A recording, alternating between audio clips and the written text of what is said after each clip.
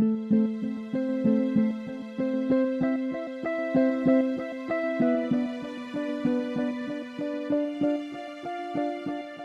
is the Harold M. Beedie Professor of Business Administration, at Harvard Business School.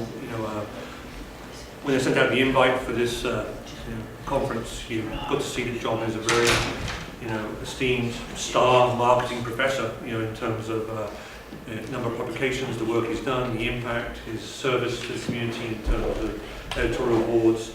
And John is talking to us about consumer reactions to big data, regulations to this, and how the world is changing in terms of how we innovate and learn from big data. So thank you, John, for being with us. Thank you. It's certainly thanks to Leyland for the invitation, and thanks to Vancouver, which is just the most wonderful city in the world.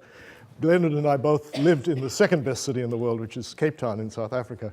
But everything that Cape Town has, Vancouver has, and just a little more. Yeah. So it's wonderful to be here. This talk will be about a project that took place the summer before last. So I apologize for it being a little rusty, but I found that what we found in that study was sufficiently interesting to me that it's continued to spark a lot of thinking in this direction, and is leading toward the idea of a course in the MBA program structured on this topic.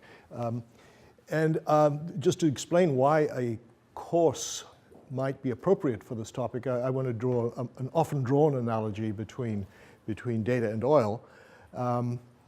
So to imagine imagine there was an MBA program around the beginning of the hydrocarbon-based economy, and you kind of had a vision that this was going to change a lot of things. It was going to change transportation and heating and permit the production of electricity. All sorts of things would flow from it. And you knew that there were a lot of people in business schools, assuming they had existed, who would have wanted careers in some facet of that industry. Would it not have been appropriate to build a course that kind of laid out the nature of the ecosystem? And the parallel to data would be quite stark. You have you're prospecting. You find a source of data or oil. You require to extract that. ETL is, of course, the term of art in data: extract, load, and transform. But extraction and refining is the equivalent in oil. You create a variety of products from the raw material. Those products have to be taken to market, so you build a distribution system. You have gas stations, you have brands, and so on. And then, of course, you have pollution at the end, which in data we have in abundance.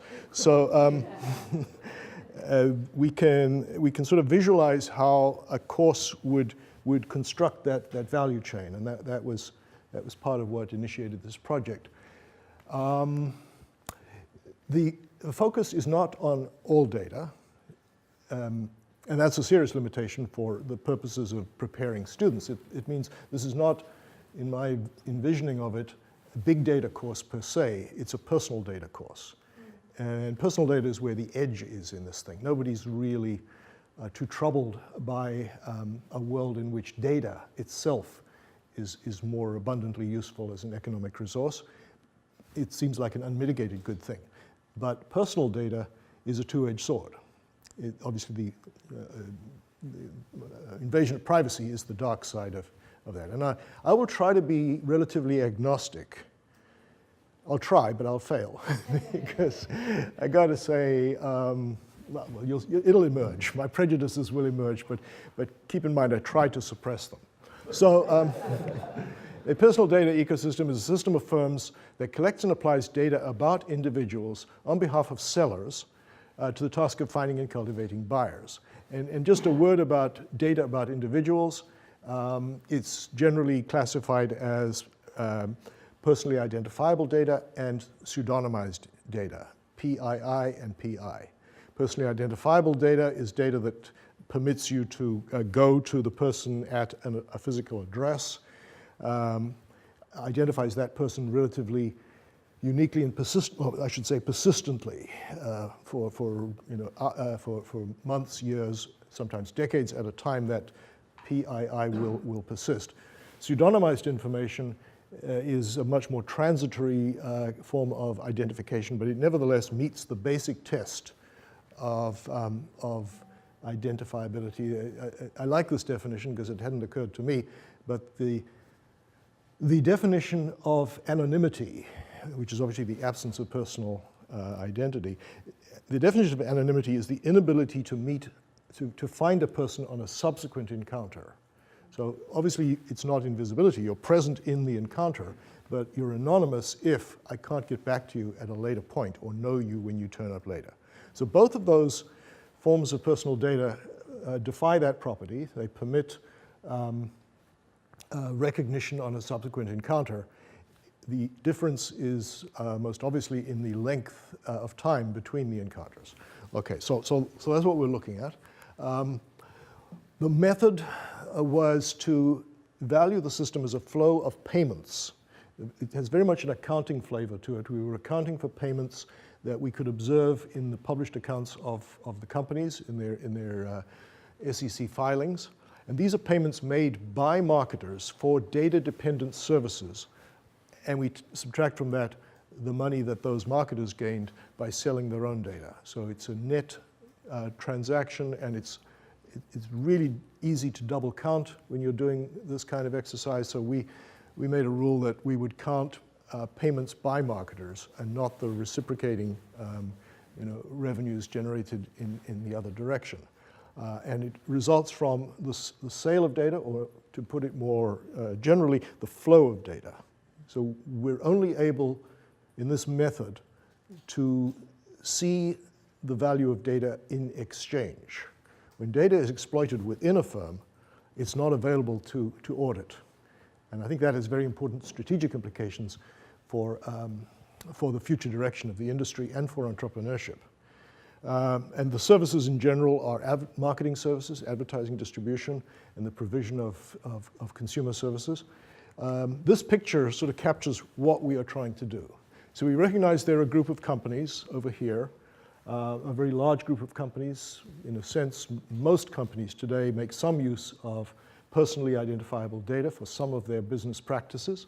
There are the consumers and business buyers over there, and in the middle is the ecosystem that we studied. This is a collection of firms that exist to provide transactions on behalf of these companies. Now, some of these companies do the work themselves. So credit card issuers, for example, do a pretty good job of internalizing all of their personal data activity. And this has the effect that our estimate of the size of this economy will be understated. But we don't think by all that much, because a lot of the firms here do like to buy services out. And if they don't buy the entire service out, if they don't literally bypass the system, then they at least purchase some significant part of the material they need in order to be able to reach their consumers directly. Even credit card companies are major customers of companies like Axiom and Experian. So you'll see how that unfolds. Okay, so there's a system. We're going to measure it literally by enumeration. We started with a list of about 3,500. I should mention the co-authors. So Peter Johnson at Columbia University was a co-author on this, and we had a team of about 5 people who worked with us to do a lot of the legwork, because as you'll see, it was quite laborious. And I should mention Leora Kornfeld was one of that team, because she is a former Vancouverite, known to Jan, and a participant in Mobile Muse for quite a while. Although this, remember, is the United States, so she made no use of insights into the equivalent economy in Canada. So we had this team enumerate all the companies we could think of that could possibly be in this ecosystem. We came up with about 3,500 companies. We did a lot of this by what are known as the Lumascapes. Some of you will know the Lumascapes. I'll show you one of them. We literally created a spreadsheet of every company mentioned by Luma, which is a VC firm that does a lot of trades in this area. And then we looked more carefully at those, and we found that about 650 really mattered. partly as a function of size and partly by a function of the likelihood that they were doing significant work with personal data. We took the 650, identified 60 of them that were in some sense representative, and interviewed the 60 on the telephone. And then we tried to develop rules based on those 60 that would generalize to the 650. The result of this study is the conclusion that firms spent about $156 billion in 2012 on marketing services that could not have been performed without individual level consumer data. Or, to be more honest, could have been performed in some fashion, probably at much greater cost. So I think you'll see that the general effect of using personal data is to produce efficiency, to be able to achieve the same results with much less of a scattershot approach to the marketing activity. Now, is 156 billion a big number or a small number? We didn't know, and I'm not sure we know to this day. Nobody really seems to know how much money is spent in America, in the United States of America, on marketing. There is a CMO group organized by Christine Moorman at Duke University, and she does a survey of her members and comes up with an average of about 10%, 11% of revenues of her member companies being applied to marketing. This ranges from 2 to 30. It's a very dispersed number, so it's not clear that it'll generalize that well to non-members. But if we took that sort of 10% as a rule, we come up with an answer that the US spends about $1.2 trillion on marketing, which I think of as a kind of a deadweight loss, actually. Despite my having made a living as a marketing professor, and despite the guilt that makes me feel, it's generally the case that if things worked well, you wouldn't spend anything on marketing. The New York Stock Exchange does not spend a lot of time marketing individual securities. It doesn't say buy my IBM stock versus that one, because the market has achieved high levels of efficiency.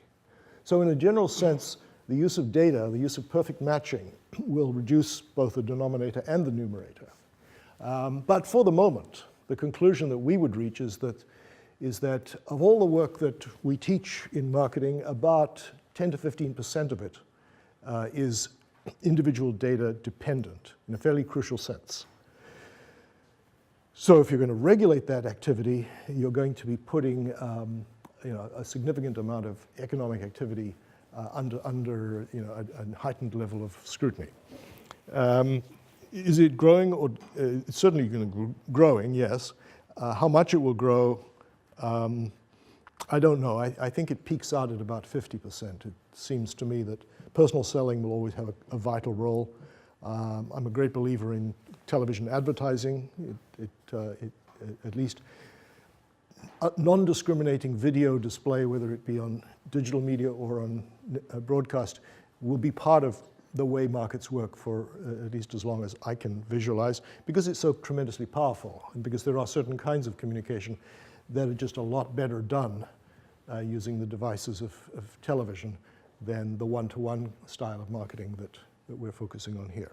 By the way, I'd much rather take questions and disagreements, and particularly disagreements, as they come up, and clarifications, rather than have questions at the end. So just feel free to butt in. So we're as somebody put it the other day, we're just exiting the adolescent years of the internet. You know, it's 20 years old or whatever it is, maybe 25, depending on where you start counting.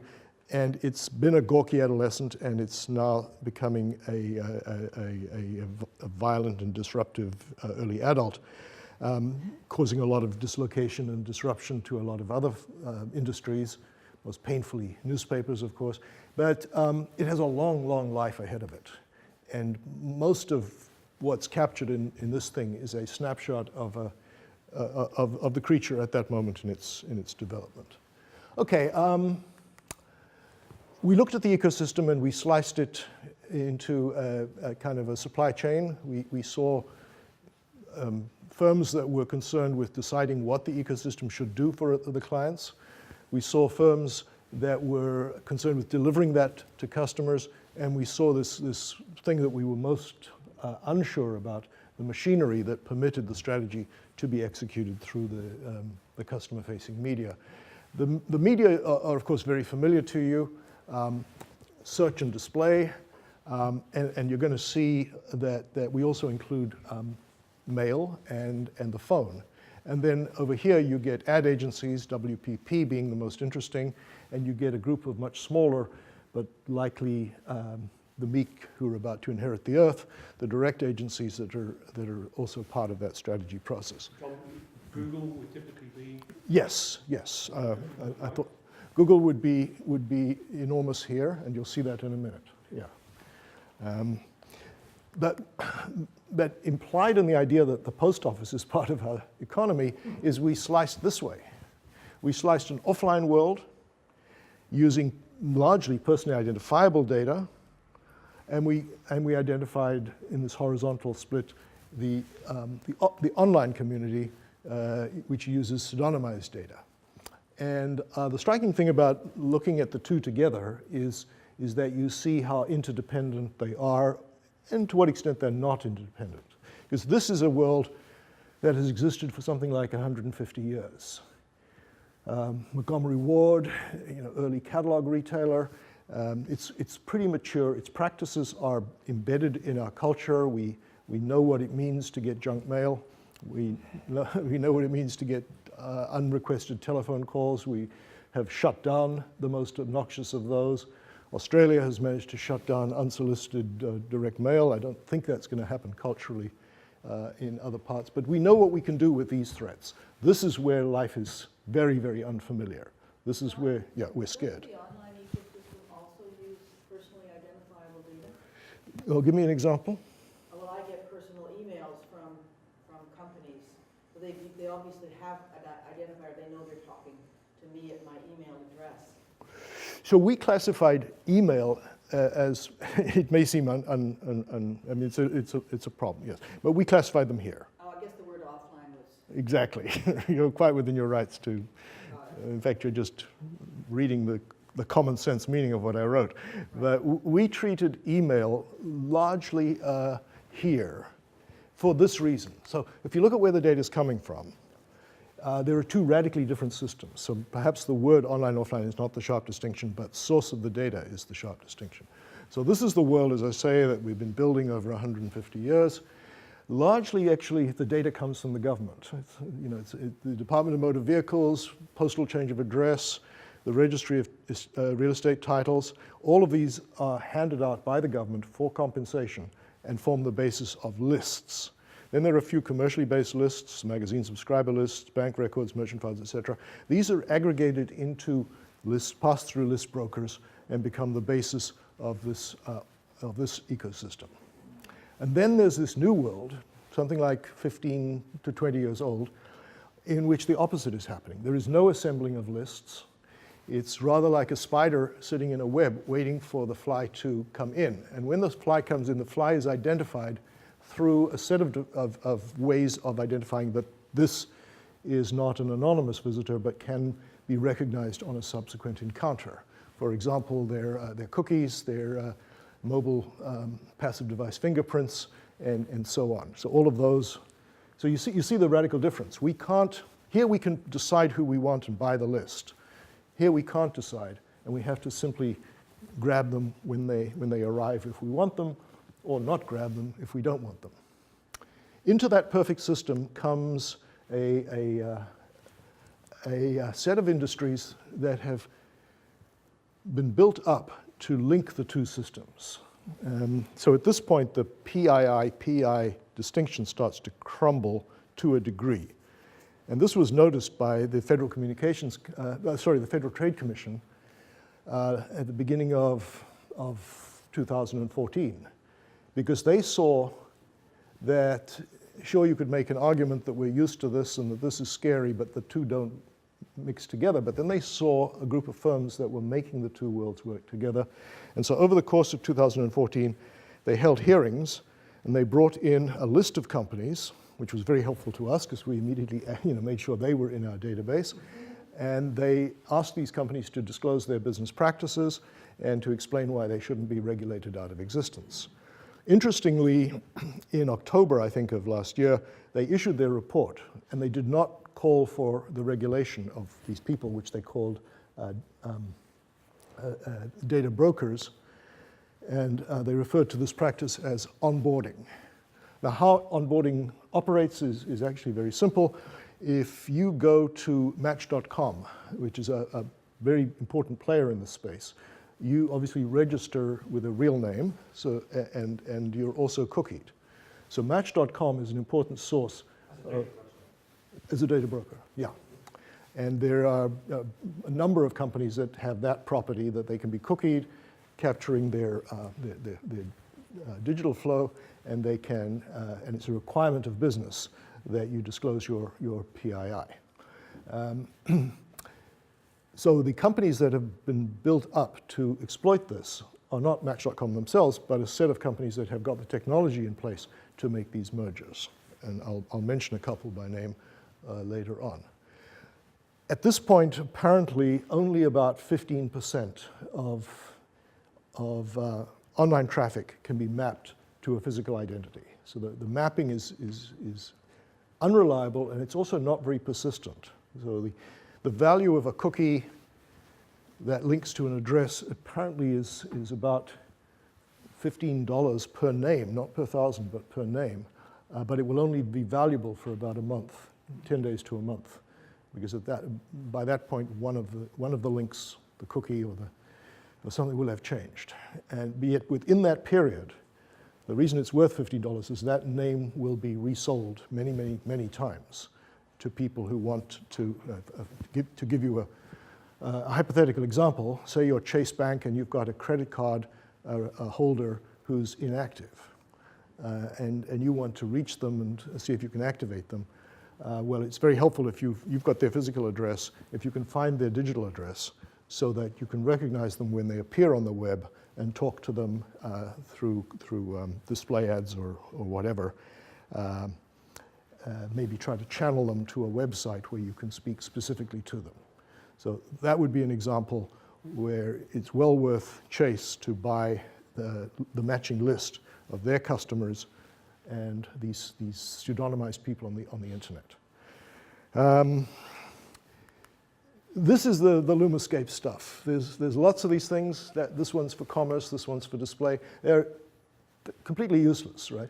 Unless you're one of those names, or you're someone buying the kinds of companies that are going on here. But Luma does this, I think, with a deliberate intention of making their services appear valuable. But notice the structure isn't all that different. So there's WPP, a strategist, and over here you've got Facebook. So when we come along, we just do it a lot more simply. So that's, I'm going to pause here for a second, because the conclusion I had at the end of the study was that we had unearthed the skeleton of the ecosystem. And in the sense that if you go to a museum of natural history and you run down the aisles from birds to mammals to amphibians or whatever you do, you see, and you're looking at the skeletons, you'll see that the skeletons of all mammal or reptilian creatures have important structural features in common.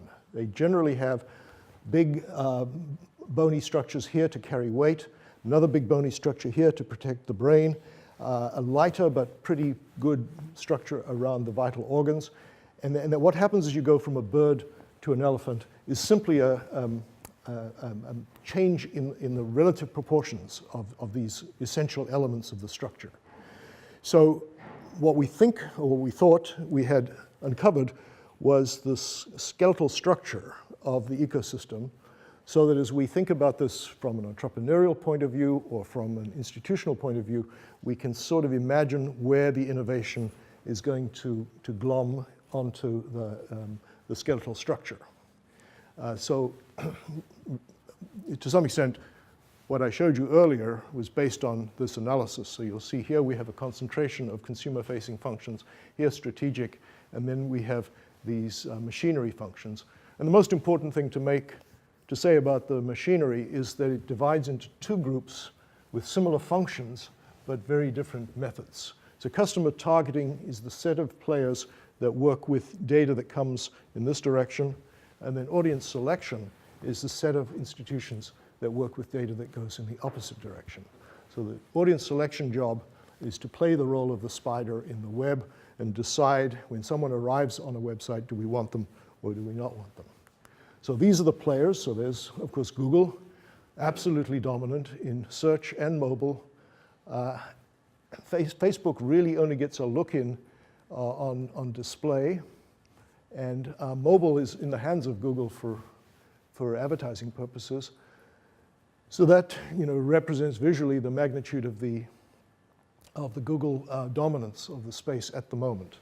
Down here you have, interestingly, these players are quite large, and these squares to some extent represent magnitude, approximately, not very well. But firms like Catalina, dunnhumby, Convergesys are companies that run loyalty programs. And loyalty programs are very, very powerful elements of this data system because they combine transaction data with access data.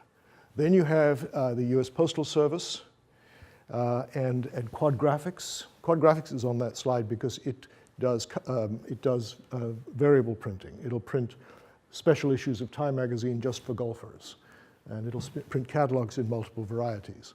And in that sense is tailoring the message to data about the recipient.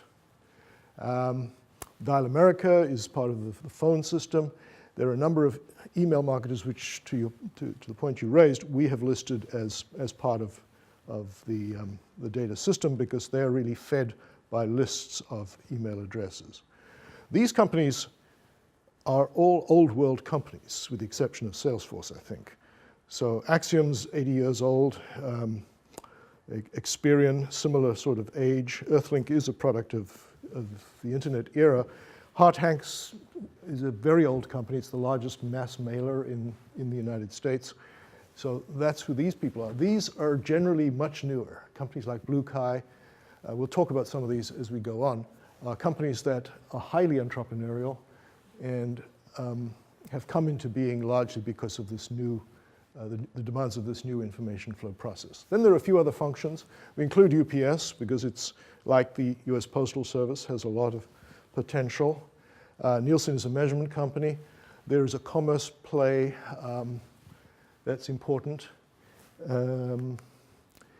Interestingly, as we then put numbers on these players, we found that there was more money in the physical individual level data economy than in the digital.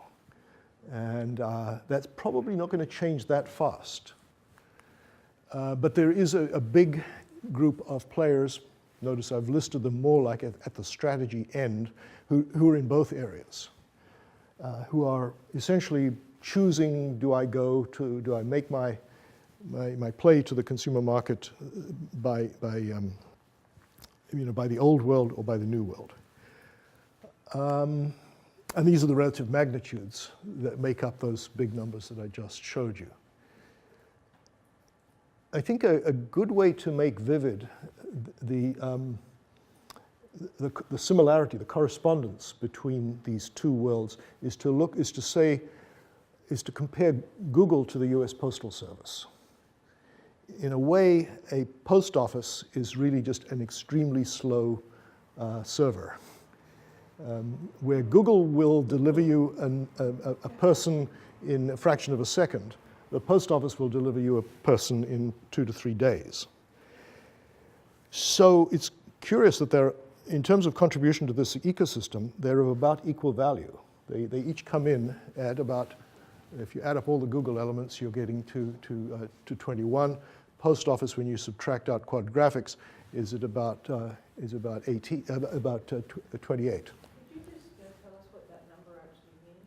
This is the sum of payments made by people outside the system to these players for services rendered. Per contact? Per year. Per year. These are billions. Yeah. And so for the post office, it's not the total revenue of the post office, it's the amount of first-class commercial mail. It's second-class commercial mail, not first class. So anything, if you receive a communication that's to the resident, to the occupant, not counted. But if you receive something tailored to you, with your name on it, is counted. And the chances are, increasingly, that something that's coming to you personally may actually be informed by things that you did here. So there are coupon programs that are determining the envelope contents based on evidence of transactions. So that is, crucially requires the personal name and address. Okay. Yeah. What about vertical integration? Does it exist? Is it allowed? Is there more in the old economy or more in the new economy? And by vertical, you mean in this picture, horizontal. Yeah, right. Yeah, exactly. When I said I thought I'd found the skeleton, increasingly over the year and a half since we got that structure, we have seen these roll-ups that are blurring the structure. I actually have a slide that will put some numbers on some of these things, but it's a very important point and speaks directly to the innovation theme which underlies my reason for presenting this to you. So what are the implications for someone trying to start something up? Oh. Okay, can you walk me through, this is super fascinating to me, and I'm a Starbucks addict, and so I have the app, but it's connected also to, it sends me mail to my house, it sends me email, it sends things to my work, which I've never told them. And then Never told them? I've never told them, but they must have got it from the email because I have a signature file. And then it's also telling me about coffee makers at home, which I would have thought might be a cannibalizing technology, but the only place that I've done any coffee behavior would have been with this app. So how does it, how do they integrate? Because some of these are hitting several of me and returning it to me. Do you know? So Yeah. So you could say that you told it everything it needs, and so it's not using the personal data ecosystem at all, because you just told it and it's just acting on your requests, and we wouldn't have counted that. But the chances are it's in here, that it's being managed by a third party, and so that third party is coming back here and looking at targeting information. So it's gone to Axiom. Axiom knows 200 things about you, so the story goes. It's got a file with your name in it, every name in the United States, and next to it 200 fields of activity. It knows if you have a pet, how many pets, it knows if you're married, it knows the value of your house. It's got a pretty good idea of what you earn. As the Axiom people said, because they're trying to run their business in a dignified way. They don't want to be regulated out of existence. And they said, so we tell you what we know about you, but what we find hard to tell you is what we know about you can tell us what you don't tell us, and you don't know that we know about you. So they have an algorithm that will predict your household income to within 5 to 10% of accuracy, using many of the fields that they're willing to tell you they know. So if you have a dog, up goes your income. Some of the street people to the contrary. Most people who have dogs, well, those dogs have people, but among people who have dogs, there's a measure of, then there's your zip code, there's a variety of predictors that can be used to determine your income, and people would in general not be relied on to report income. So can I ask one more question? So I know, because Olden Lee is on our board, and he's also on the Starbucks board. So he told me that they're sharing information with Fitbit and Nike on fitness. Really? Yeah, so is that captured in here too? Well, let's see, if Fitbit, if Fitbit sells to anybody, and we're able to see any evidence that they do that, yes, then Fitbit's sales of personally identifiable data are known, yes. Fitbit's not in this sample. In fact, there are no biometric data gatherers, largely because it wasn't a big deal. I've got to say, although I think the structure is relevant to innovation, our cutoff threshold was $1 billion of transaction revenue. Since we got to 157 billion, we were getting into rounding errors if we took anything smaller than $1 billion. So there are a lot of little companies that don't show up in our spreadsheet, that aren't in the 650. But there's pretty strong clues as to what is the value of Fitbit's data. Yeah, exactly. Yeah, Olden said that it's because they found a connection between people who drink coffee, expensive coffee, and people who are fitness enthusiasts or who monitor, and so they're sharing this data. Precisely, yes. And I would imagine that work was either done here by the strategy thinking people, or conceivably by someone like dunnhumby. And that's, to your point about integration, that's what's making me feel uncomfortable about my structure, not about my process, but it was reassuring or consoling to think that we could locate strategic thinking at the front end of a supply chain. But we're finding sort of embedded intelligence all the way down the chain. So since the study, I mean, this is the slide I refer to. Look at what's happening. So Alliance Data, which is a big loyalty program company, does airline frequent flyer programs and so on, actually does Air Miles Canada, I believe, yeah? They're the owner of Air Miles Canada, which we didn't count because it's not in the United States. They just bought ValueClick, which is in, so I've got a little quote from the press release. But ValueClick changed its name to Conversant because it was getting out of the ValueClick origins of the business. And they make the point that Alliance Data focuses on direct mail, loyalty programs, airline miles programs, catalogs, and well, if you ignore digital, everything below the line, whereas Conversant is on digital marketing like search, social, and mobile.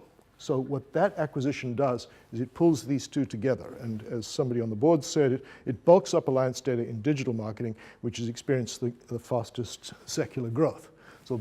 So they call it a $400 billion marketing spend, but we think that's overstated. We think it's closer to 150.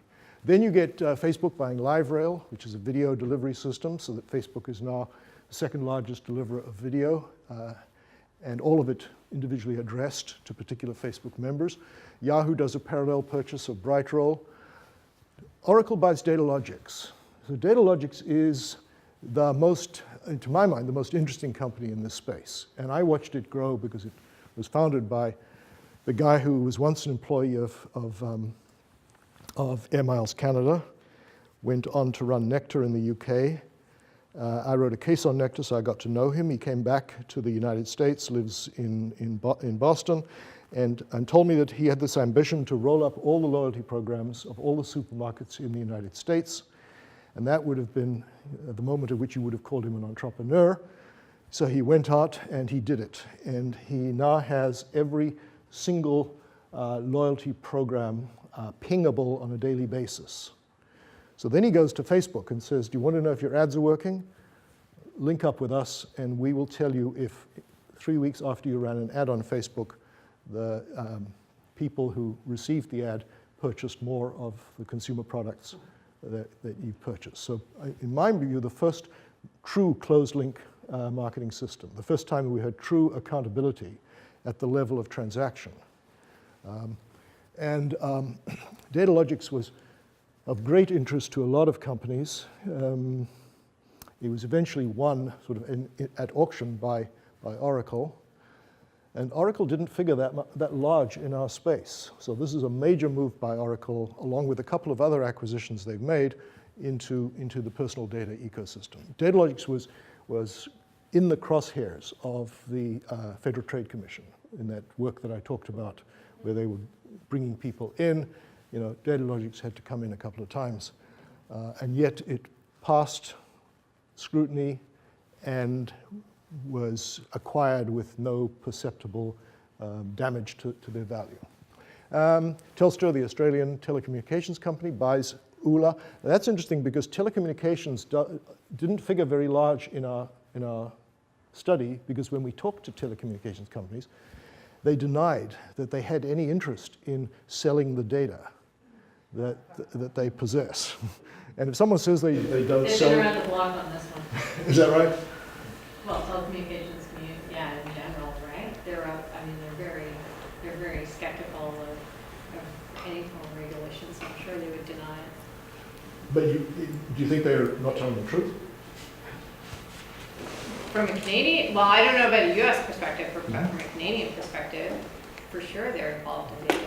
So do you think that their chief financial officer knows that in that top line revenue is a big chunk of revenue that comes from selling data? Because that's our test. Are you hiding money that you made from selling data? One of the things they'll say is, oh, we use it ourselves. We obviously monitor our own direct marketing efficiency. Well, that's fine. At least it's not fine. But it means that it's excluded from our number. Yeah. But it's when Do you think they really are just using it themselves, though? Well, that's if you could find a way to help them to sell it without appearing to sell it, that would be a great entrepreneurial opportunity, because they know fabulously important things about individuals. Yeah, it's that kind of thing. Now, this Tesco buying Sociomantic is interesting because Sociomantic is part of dunnhumby, which is part of the loyalty program management industry. And so what's happened is Tesco is now running, it owns dunnhumby. It's now doing its own internal. So something that was marketplace has now come internal. And then more fascinating is this week, there's a lot, and probably for the last month, there's been a lot of speculation that WPP is going to buy dunnhumby. I've heard from people like Netflix that they don't sell our data. Do you have any evidence to? I'm passionate and love Netflix, and so I'm just curious. I hope I'm not going to destroy my life of them by telling me that they do some idea. Well, let's say they did. What would you then feel? Would you change the movies you watch? No, but I would just have a little bit less respect for the company, which I feel almost does, no evil, like in terms of because it's no adverts, it doesn't do adverts. Yeah. And so, and they did claim that they don't actually sell the data about what you watch and how you watch those. So I just wondered if it was. So if they came to you and said, look, you've got two choices because we're broke. Either we can advertise inside the movies or we can continue doing what we've been doing, which you haven't even noticed. Which would you say they should do? Oh, I think carry on. Yeah, okay. Right. So, that literally is the trade-off in many cases. If advertising is the solution to respecting privacy, or no, actually, it's not that simple. No, but we can advertise, or we can sell your data, and we can do both. But advertising is intrusive, and selling data is innocuous. So I don't know. Just a couple of thoughts about Canada, because I'm very intrigued, and I think it's a great research topic in the Canadian approach to this sector. So these are a few companies that I think in every case are in the personal data ecosystem. And yeah, right. Yeah, Mobify is a mobile news spin-off. I think that's correct. And they're not in our study, obviously, so I haven't got, we haven't done due diligence on these companies. But the researchable question in my mind is the extent to which these are publicly funded versus venture capital funded. And I don't know if anyone's looking at that question, but the startling natural experiment that occurs across the Canadian-United States border is the very large role of state and local funding in getting people off and running. So, and the pros and the cons of that approach. So on the one hand, it's exhilarating for a young entrepreneur to be able to seek funding on extremely attractive terms, as opposed to the American practice of selling your soul to an angel investor. On the other hand, right now, Radiant 6, which must have been a perfect example of public funding, then got acquired by Salesforce, handsomely rewarded the public funders who then cashed in. But is now laying off people because as part of Salesforce, its staffing requirements aren't as great, and is now being sued, or at least no, it's being thrown around as a political hot potato by the opposition politicians in the province. Is it Nova Scotia or I think it's Nova Scotia, because they got funding on the basis of jobs that they were creating, and now they're laying off the jobs less than a year later. So that's the thing that doesn't happen with VCs. They just put you into Chapter 11. It's painful, but it's over, and you don't have the political ramifications. Hootsuite, which is a pretty substantial player in this space and would certainly figure on our list if we'd included Canada, was totally VC funded, as I understand it. Somebody may disagree with me. So Plenty of Fish is my favorite example, which we've followed since its inception. And it's the worst dating site in the world. They don't even bother to fit the faces onto the pages. They stretch them. If your picture's not the right shape, they just stretch them. You look like a lunatic. But their business model is essentially that you go there, it's free, you sign up, you get used to being in the dating space, you get no results, so you move to Match.com. And so they are essentially an affiliate marketer for the dating industry. They make a lot of their money selling leads. When they started up, he has a case study at Microsoft because he used some sort of database which just grows, it builds itself. So, and his only customer was Google Ads. And as you said, he advertised his competitors, Harmony, Match, that's all he did. And so no VC money, and it was free to use, free to advertise, free to watch, and it just grew. It was one of the biggest websites in Canada. Isn't that beautiful? And all he did was provide channels to his competitors. It's like you make a really bad soda, and you sell leads to Coca-Cola. Rescue this person from this appalling service, which I'm... One of the data points we had a few years ago was 10 million in revenue for one employee. Yes, right. And the latest investigation, 66 employees. I thought when we went looking that he'd have disappeared, but in fact, he's flourishing. So, crazy things. That's what I love about Canada. You do things we sanity would not have dictated that was a smart thing to do. Anyway, how am I doing? So I'm more or less finished. I have some examples, but they're more sort of related to what I would teach. Yeah. How does, in terms of mapping the ecosystem, Yeah. since there's so much change, how often does it need to be updated? What can a mapping it do in terms of our knowledge of it? Yeah. That's really troubling me in the last 3 months because I'm now pretty actively building the course. I would imagine the course would start with a picture like that. We then look at, for example, Salesforce.com and its acquisitions, and we'd ask ourselves, what's the game behind these acquisitions? And the skeleton model falls apart at that point because now you're saying, I think the skull should get so big that the skull envelops the whole body. And then we don't need bones for the arms and legs, but we just roll around. I don't know what the right metaphor is to account for the industry that I see emerging since the time of the study, but I think that can be a worthy project to investigate. And it could be that from an entrepreneurship point of view, you still have to think of yourself as providing strategy services or consumer-facing services, or just to show you, you're probably familiar with programmatic ad buying. So I go on the web, I visit New York Times.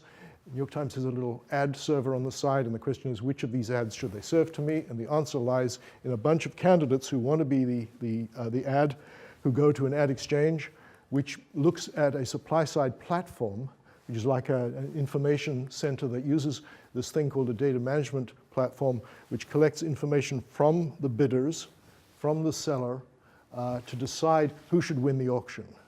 And based on the knowledge then of who this red blob with white eyes really is, one of these players will win the auction, and that ad will be served by the New York Times. And all of this happens in about approximately a quarter of a second, so that the page that is assembled appears to be a single page, but in fact comes from two very different sources.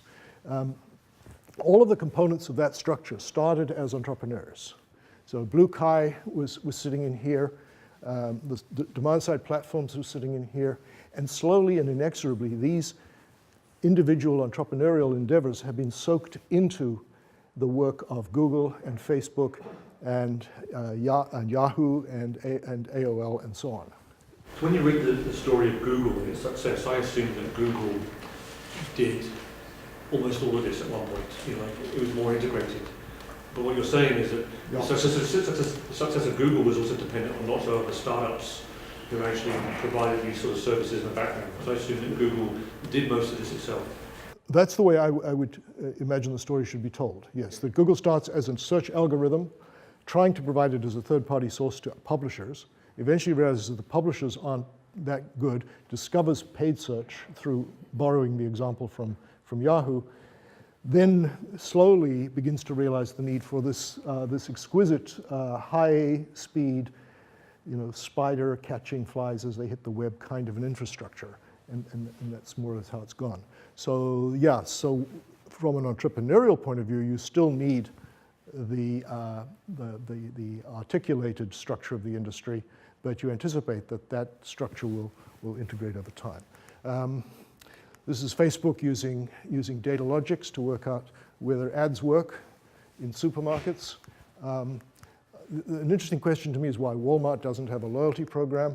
And if you use a service called Ghostery, which I'm sure some of you do on your browser, you will see that when you go to Walmart's website, all these people are watching you. Ghostery tells you all these people are interested that you've dropped in. And so that allows for a structure like this to take place in which many of the benefits of a loyalty program are provided without the need for the loyalty program. I don't completely understand it because it seems like there are holes in that data set, and then just to the post office versus Google, it's not speed. It's not that the post office takes 3 days and Google takes a fraction of a second, because people are spending $2 to $3 per contact with the post office and fractions of a penny with Google. So that means that at the margin, the two are performing equally well. The ROI is both.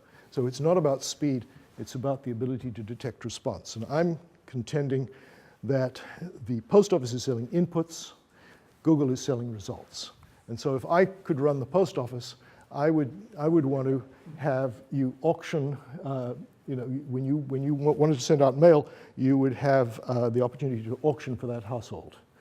And you would set price not per input, but per output. To do that, you've got to measure whether someone's opened the letter. So there's a major invasion of privacy, but you can see the enormous economic implications of so doing. So if I could say, I will pay you only when someone opens the envelope, then many of the benefits that Google has generated would apply to the post office, which, based on the $2 versus fractions of a penny principle, must be a much, much better marketing medium. I mean, what you get from opening an envelope, reading a catalog, absorbing the stuff that's now in your house is vastly greater than the benefit that the same firm would get from being clicked on the column next to a search result. So I said this was about privacy. I think I've set up what my prejudice is, but just a couple of factual observations. The contrast between Europe and America is very, I think, very important. The USA doesn't have a universal principle. The EU exactly does. It issued a directive that declares a fundamental human right to privacy. The USA has sector privacy restrictions, so there's HIPAA in healthcare, there's financial services, there's may not advertise to children. And these things allow, for example, my son is involved in a product that sells to children.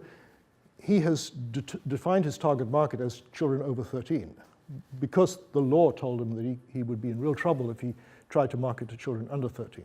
So his economic decision is constrained, probably in a counterproductive way, by privacy regulation, but nevertheless is very different to what would operate here, where he simply couldn't be in business at all.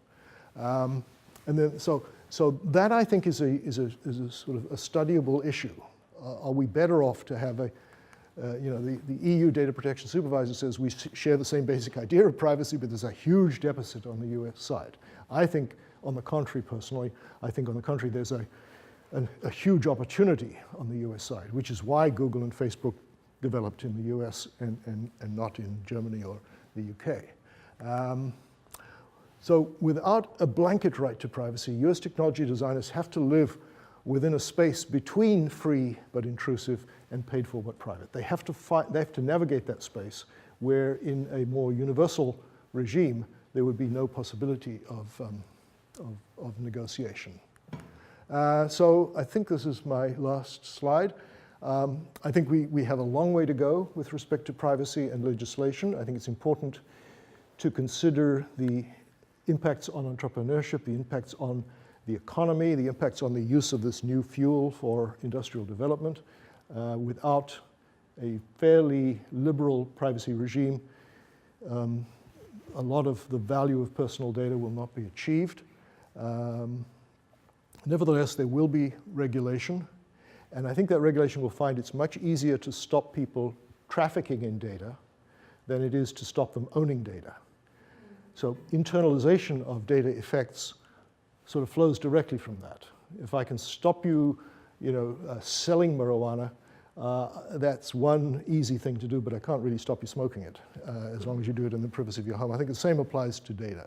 And as a result, it's more likely that large firms will acquire startups and therefore internalize those data flows than that startups like Google will grow to become large like Google. So I think the days of, Google's pretty well ensuring, okay, we got in to the market, now let's make damn sure nobody else gets into the market. So last comment, innovation lies in the hands of those with the best data, the best analytics, and the imagination. The freer the environment within which those forces can operate, the better for entrepreneurship and for the economy. So I think I've managed to avoid having to deal with any questions, so thank you. Thanks very much.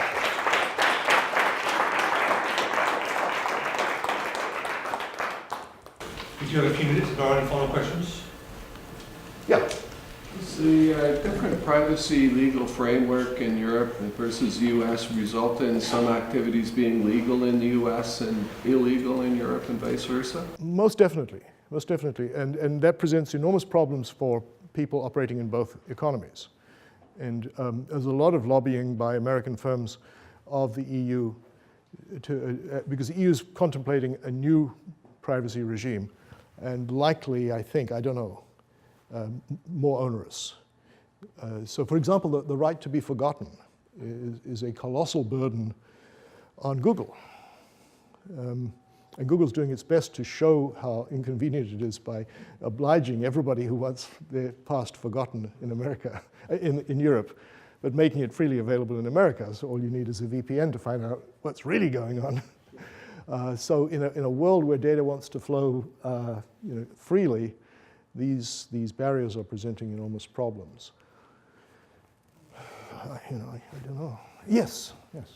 What are your thoughts on the role of cities in all of this? I know, for instance, Vancouver has talked about releasing a lot more data available. It would help social science research. It would help them in terms of, so a lot of cities have seen that if they release data, entrepreneurial young coders will use that data in interesting ways to help them optimize how the city could be run. So do you see that, I don't know, just in what you're seeing, are you seeing sort of interesting data sources come up as well that we wouldn't think of? For instance, I wasn't aware that I don't know that they do it in Canada, but I wasn't aware in the US that they sell your driver's license data. Oh, that's a very important data source. So do they sell tax data or property tax data, or those kinds of things as well? Yeah, so income tax data is the subject of a specific law, so that's part of the patchwork. I like your question a lot. I think the more decentralized the area of jurisdiction is, the more you can have natural experiments, and the more a city that has high privacy has to explain to its citizens why it has low economic productivity, assuming that's the outcome, which I predict it is. So right now, in the spirit of your example, Uber has cut a deal with the city of Boston to make Uber data available to the city for traffic planning purposes. Simultaneously, practically simultaneously, the city of Boston has agreed to write rules and regulations governing the licensing of Uber drivers. Simultaneous with that, taxi drivers have sued the city of Boston for devaluing the value of their medallions. So all of that's happening as a nice local experiment. If that were happening at the federal level, I guess it would just get kicked under the carpet. But now we'll see how that unfolds. Uber's going to watch what happens there and take it to other cities. It's a great experiment. Yeah. Of course, the value of Uber's data on traffic movement is much, much less than the value of the combined taxi driver industry. So there's an example of centralization proving to be quite valuable. And I just wish the taxi industry would see that. And instead of responding with litigation, respond with entrepreneurship. Someone can roll that up. I mean, here in Vancouver, you've got entrepreneurs generally, this is the mobile news story, right? A company that tracks bus movements and feeds that into a central system rather than having the bus company do it and be dead right but 3 months wrong. So yeah, I read about a case, I'm not sure whether this is actually something you would have encountered, a company called Bridge, active in Boston, that is using personally identifiable data from a smartphone to build out its own fleet of buses and takes on the public transportation system. And so they have now buses going through neighborhoods because they know where people are at any given point and where they travel and how long they stay there. Then the question was, what are you doing with that data once you have it? Is it really only for internal commercial purposes, or is it part of your value proposition for another customer? yeah. I mean, that, to Ian's point and to the point you've just raised, that's the problem, is that we can see economic value from the obvious uses of data, but we are not that clear about the secondary uses of that data. Yeah, so it's quite possible to be frightened of this new environment, but I don't know. You know, as far as I'm concerned personally, is you let it run and then you step in and squeeze out the excesses, because you don't know what you're giving up until you've let it run for a while. Okay, great. Well, thanks very much.